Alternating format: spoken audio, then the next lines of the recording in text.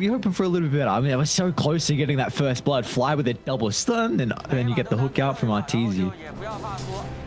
Very nice.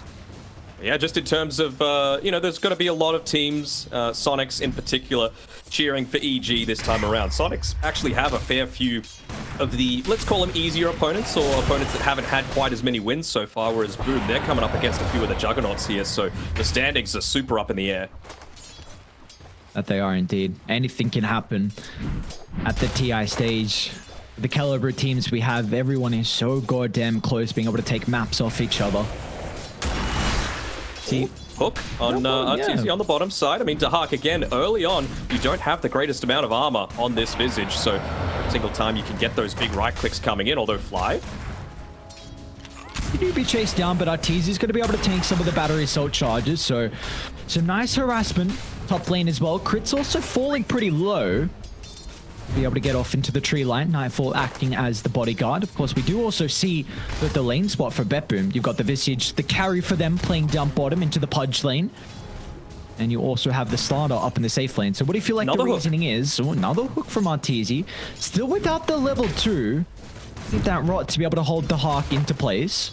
That's the thing that they've been doing really well on BETBOOM. They pulled the wave. They made sure that Arteezy wasn't able to get a lot of those early last hits, even though they're slightly in the lead right now on the net worth. Experience-wise, it's slightly favoring BETBOOM, but BETBOOM don't want it to be this close underneath the tower. There's always that threat of being hooked back, getting that easy kill to be able to accelerate Arteezy. And I mentioned before that BETBOOM need to get off to a good start. This is an early game-oriented draft. Bottom lane, the action will always continue. Fly. He's got 3 main goats, so he can just chuck out the stuns to easily set up for the hooks. Top side. Top lane, there's battling going on as well, as noticed. He's going down to the Trample of Nightfall, but he's got a Cell to be able to help out with the resources. A lot of the time are looking to, rather than deny away their flag bearer creep as well, just be able to keep it up for as long as possible, even just for that 3 mana regen that it's going to, sorry, health regen that it's going to provide you. Playing around that quite heavily on the top side. Abed, Lyle, just trading right now. Not really a kill lane for either of them, so around potentially protecting some of those power runes.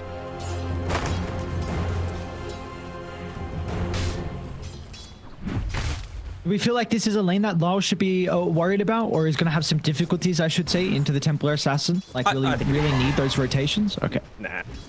I mean, the TA isn't one of those mobile heroes, right? So you're not really going to be able to instantly close in onto either of the power runes. Of course, it helps. Like, you're the one that actually wants to be the initial rotator. And I don't believe they've built up any stacks for the TA just yet on EG. So Lyle shouldn't be all that worried. He just needs to play the lane, get the most out of it, and worry about not falling behind in the last hits department.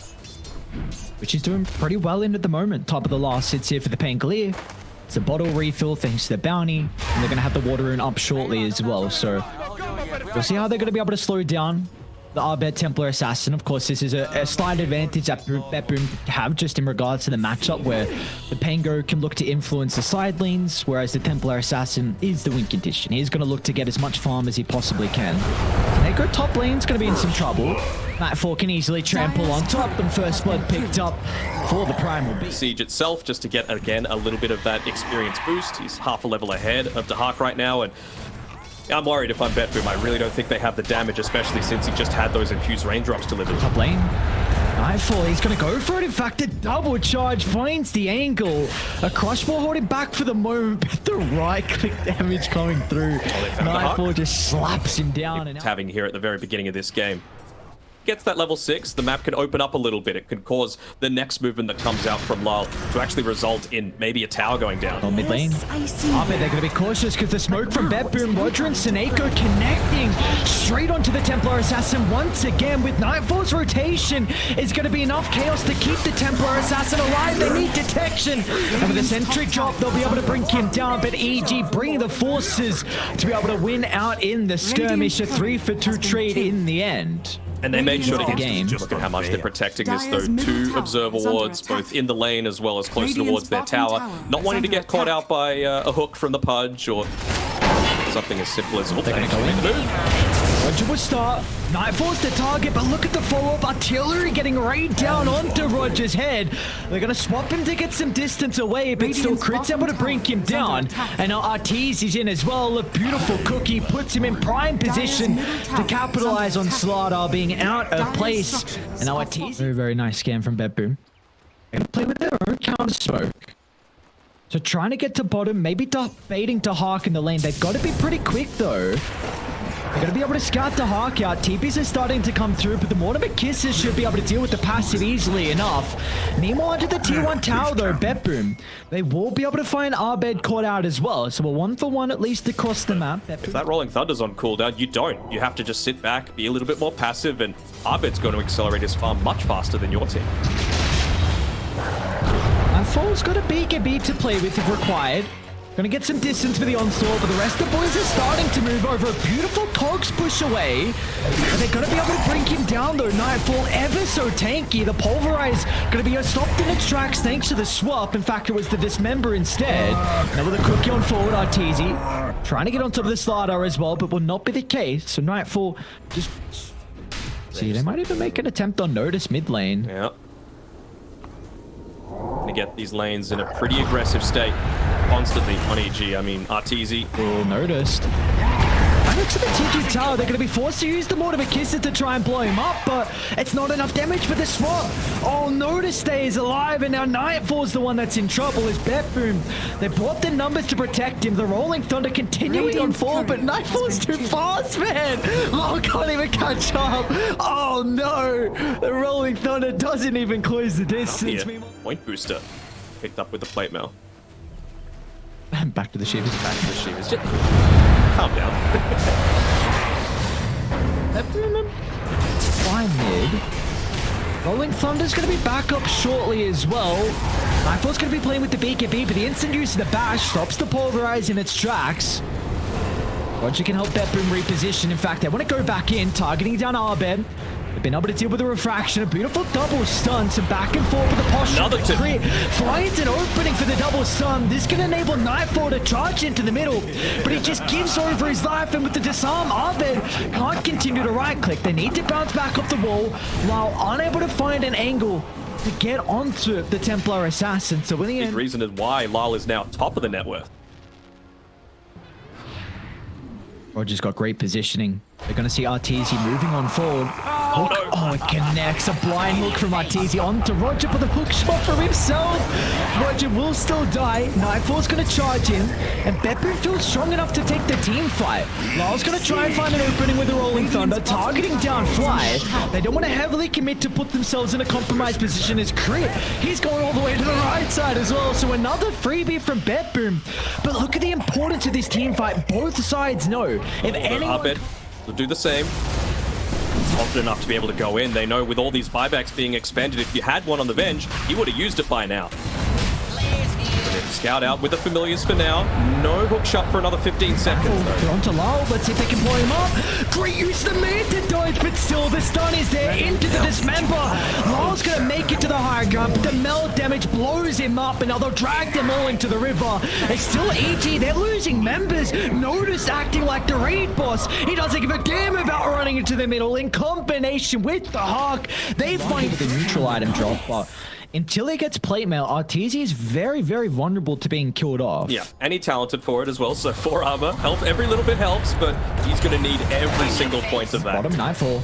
Looking for a solo kill, but it's very close to the tier 1 tower, and he doesn't have many members of EG nearby. BETBOOM can look to rotate in. Lyle's the initial target. It's going to be able to get some distance away. Can they bring him down though with the first life? They're going to be able to secure it thanks to the Mortimer Kisses. They'll turn to Seneko next in the river as well. A great start of the fight for EG, but can they get more? As Arteezy finds the look onto Lyle, is just caught out. The Pankali doesn't have any of the boys protecting him. And now EG going to move over the triangle. The familiar stun covering their TPL. Beautiful micro from the Hawk. It looks like Roger will not be as fortunate. No escape. In between a rock and a hard place as EG find 3 and now more for them to play with. To be cautious. They need the Slaughter. Nice sidestep though. Roger's out on the hook. Seneko might be forced to swap.